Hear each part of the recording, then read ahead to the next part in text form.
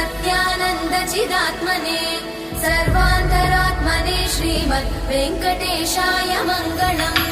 स्वतः सर्वविदे सर्वशक्तये सर्वशेषिणे सुलभाय सुशीलाय वेङ्कटेशाय मङ्गलम्। परस्मै ब्रह्मणे पूर्णकामाय परमात्मने प्रयुञ्जे परतत्त्वाय वेङ्कटेशाय मङ्गलम्। आकालतत्त्वमशान्तमात्मनामनुपश्यताम् अतृप्त्यमृतरूपाय वेङ्कटेशाय मङ्गलम्। प्रायस्वचरणौ पुंसां शरण्यत्वेन पाणिना कृपया दिशते श्रीमद् वेङ्कटेशाय मङ्गलम्। दयामृततरङ्गिण्यास्तरङ्गैरिव शीतलै अपाङ्गैः सिञ्चते विश्वं वेङ्कटेशाय मङ्गलम्। स्रग्भूषां